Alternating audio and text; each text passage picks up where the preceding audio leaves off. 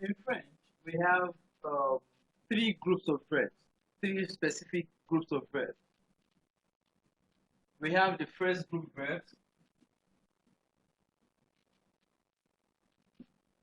we have the second group verbs, and we have the third group verb.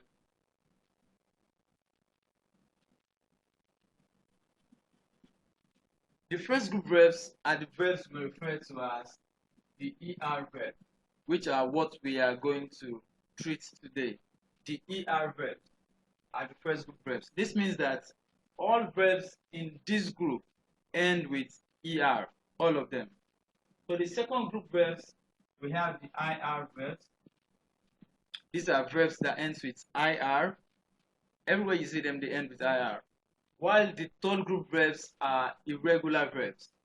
Every other verb that does not end with ER nor IR are third group verbs.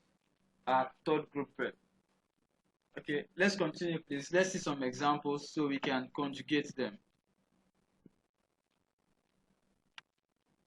In French, we must learn how to conjugate in present tense. Conjugation means bringing our verb, writing our verb such that they follow the pronoun. So the verbs must be written in a way that they must follow the pronoun so we can have a meaningful sentence. Like I said, we have the first verb we have here is parler. Parler. If you look at it, it ends with an AR. That makes it the first group verb. Parler means to speak. To speak. Then we have the verb habiter. Habiter. Habiter means to live. To live. The third verb we have here is the verb s'appeler. S'appeler. S'appeler means to call oneself. Je m'appelle, tu t'appelles, to call oneself. So now the verb parler, like I said, the ER verb.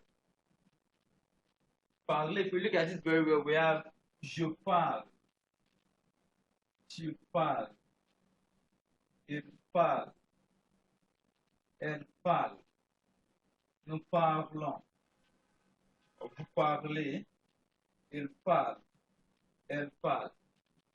If we look at it very well, the three verbs we have here, they actually end with ER. That is their original form. And their conjugation, they have the same ending in their conjugation. They end with E, ES, E, then ONS, EZ, then ENT. Now this means that all ER verbs in French, all ER verbs, no matter how many they are, if you can conjugate parler successfully, then you can conjugate over 1,000 ER verbs. Over 1,000 ER verbs. For instance, let me give you an example.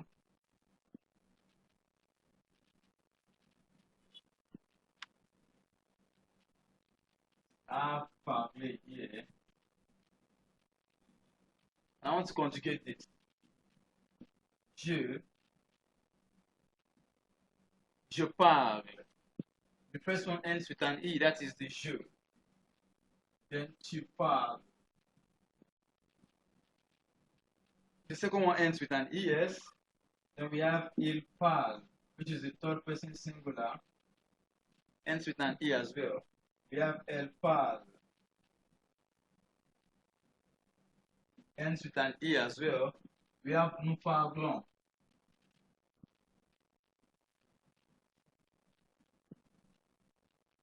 Ends with ONS. We have vous parlez.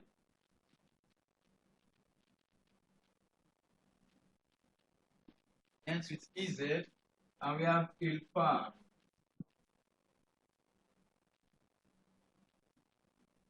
And elle parle, which ends with an ENT. Now, if you notice very well, I call this elle parle and I call this elle parle. This is because the ENT in a verb is always silent. the ELT in a verb is always silent. However, the context at which you are speaking will differentiate this from this. We differentiate the singular pal from the plural pal. I repeat, the ENT in a verb is always silent.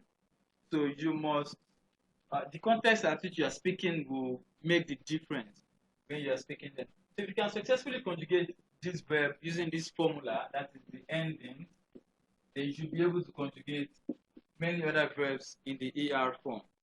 For example, I can say, je parle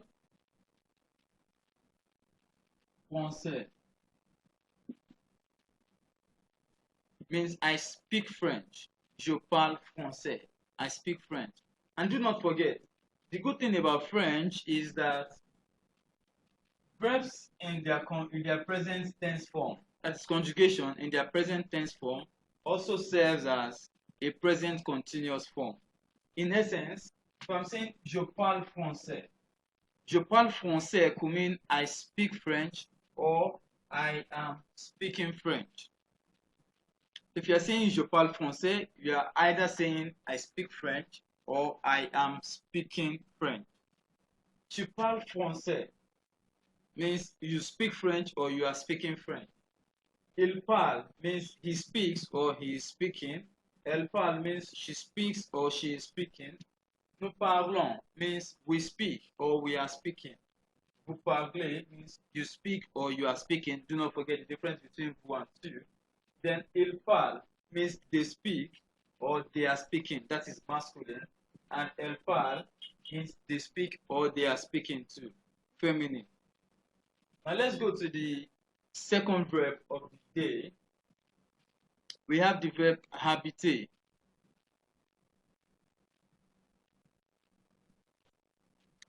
Habiter.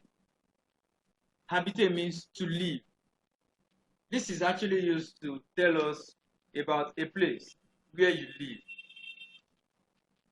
Now, do not forget the letter H is regarded as a vowel in French. That is why we do not have the complete je here. Because the rule says that two vowels cannot be written together. There must be an apostrophe. That's why we have j'habite here. However, this rule only goes with the je form. If you look at it here, because you is a vowel too, and H is a vowel. But the Frenchman says it only goes with the je. That's why we have j'habite. J'habite. We pronounce it together. J'habite. J'habite. Tu habites. Il habite. Elle habite. Nous habitons. Vous habitez. Ils habitent. Elles habitent. Ils habitent. Elles habitent. Je répète. J'habite. Tu habites. Il habite. Elle habite. Nous habitons. Vous habitez. Ils habitent. Elles habitent. If you look at it very well, the ending of these verbs are the same because it's an ER verb. That is just to buttress the point of the ER verb. Now, I can easily say, oh, j'habite à Lagos.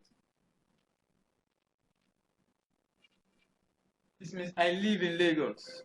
J'habite à Lagos, I live in Lagos. Mon ami